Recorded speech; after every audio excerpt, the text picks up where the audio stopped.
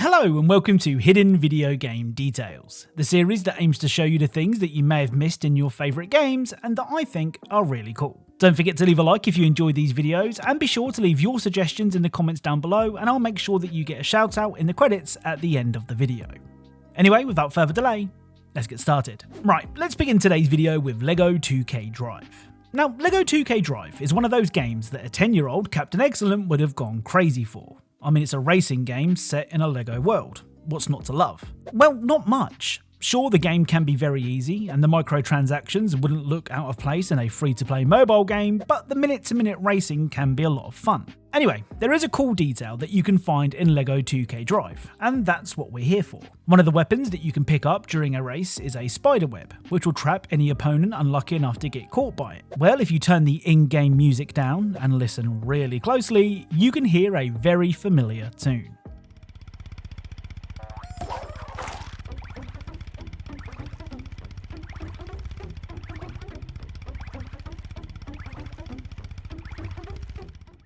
So with the in-game music turned down, you can hear the tune of the popular nursery rhyme, Itsy Bitsy Spider. This is a detail that is very easy to miss. I mean, how many times are you going to stop near a spider web in LEGO 2K Drive with the music turned down? So I'm hoping that a lot of you didn't know about this one. Now, if you've ever played Left 4 Dead 2, you've probably heard of Jimmy Gibbs Jr. If you haven't, here's an explanation of who Jimmy is. Anybody know who the race car guy is? Just the best stock car racer of all time. Try reading a book sometime. Jimmy Gibbs Jr. Man, Southerners make the weirdest people famous. That man is an American hero. I would take a bullet for that man. Amen. So Jimmy was a locally famous stock car racer before the outbreak started. During the Atrium finale, the survivors will have to refuel Jimmy's car before they can escape. But there is no sign of Jimmy. Well, the reason for that is he is very rare. You see, Jimmy will only spawn every 15 real-world days, and even then he only has a 33% chance to spawn during the Atrium finale. Now, of course, you could just use console commands to spawn Jimmy into the game, but where's the fun in that? So, thanks to this handy website, I waited the full 15 days since his last appearance, and after a couple of attempts, I came face to face with a legend. Still need 5 more. Damn you, Jimmy.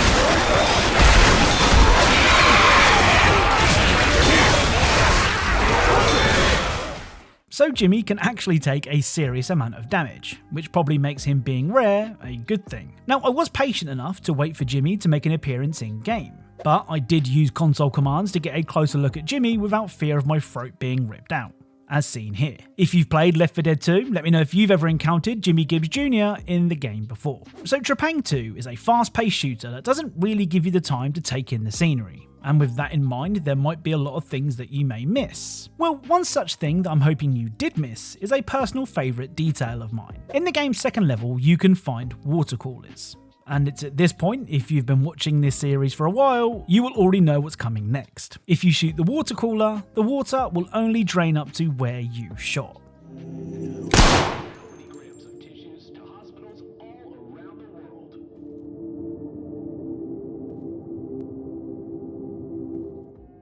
The thing is, it's 2024. I probably shouldn't be impressed by this detail anymore, but I don't care, I love it. Now, in most first-person shooters, when you see an enemy, it's usually a case of shoot first, shoot again, shoot some more, and then ask questions later. But that's not the case in Black Mesa Blue Shift. At the beginning of the Captive Freight chapter, you'll need to blast your way through an enemy checkpoint. Or do you? You see, if you approach the checkpoint without firing, something very funny will happen. Excuse me, sir. Ward? We got a dead scientist over here. One guy's lost his ID tag, so do you mind taking a look? See if you know him?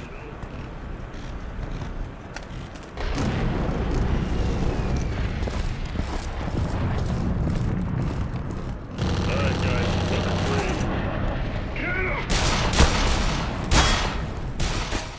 So the guards will pretend to think that you are one of them. They then ask you to identify a dead scientist, but when you approach the body, they open fire, meaning this whole thing was a trap. Now, I don't know about you, but I think that's really cool. So this next detail has been sitting on my hard drive for a while now, and despite it being a cool detail, I've not really found a great time to show it. But considering I don't plan on playing this particular game again, I may as well get it out of the way. In Suicide Squad Kill the Justice League, you can take a look at the game's various characters in a model viewer, which is always a nice addition to a game. When inspecting the Flash, you can see that he's holding a heart.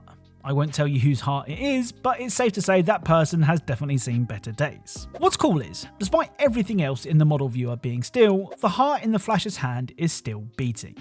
I know it's a small detail, but I like it. Now, there was a time where in this series, I would buy loads of different Call of Duty Blueprint weapons to show off their really cool weapon inspect animations. I mean, if I'm honest, they weren't really hidden details, but I thought they were cool enough to share. Thankfully for my wallet, I haven't really covered any of the more recent DLC Call of Duty weapons, but there is one gun that recently caught my eye. This HRM9 blueprint was part of the Cheech and Chong bundle, and on the surface of things is a pretty unremarkable looking weapon. In fact, you've been watching me use the gun in the gameplay in the background, but some of you may have noticed something strange about this SMG. If you kill someone with this weapon, this will happen. Taking the lead.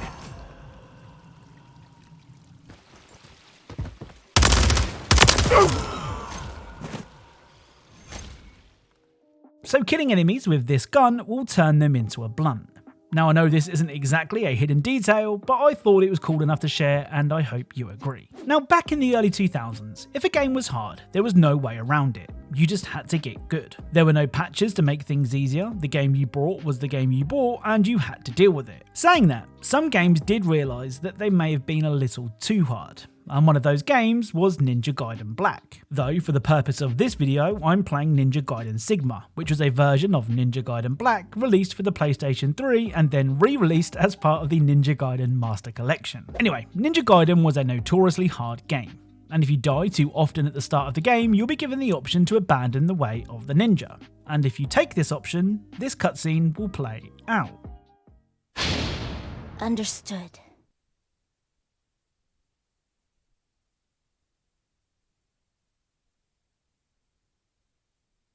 Master Ryu, or should I say, young ninja Ryu Hayabusa. It seems I have greatly overestimated you. Oh well, we have no choice but to proceed.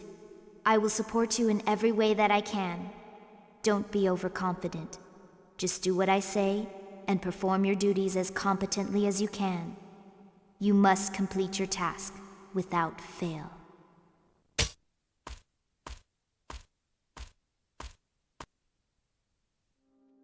So after being called a failure, the game will switch to Ninja Dog difficulty, which makes the game much easier. As a reminder of your terrible skills, a pink bow will be tied to Ryu's wrist for the rest of the game, which given how hard Ninja Gaiden is, it doesn't seem too bad of a deal. Right, let's end today's video with Cyberpunk 2077. Now, as part of the Phantom Liberty expansion, Dogtown was added to the map. Dogtown is a walled-off area of Pacifica, and is about as anti-corpo, anti-police, anti-just about everything that you can think of. For proof of this, if you try to enter Dogtown whilst in a police car, this will happen.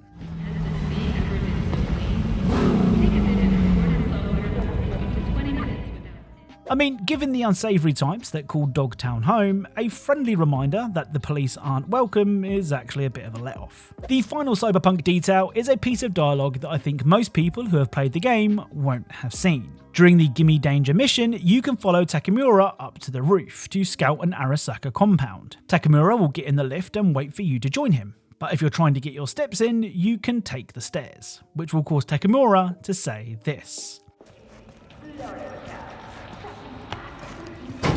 Like to complicate things.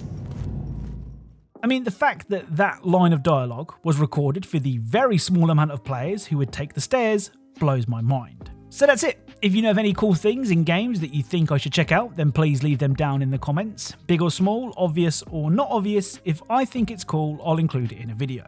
As always, thank you all for watching, and I'll speak to you all soon.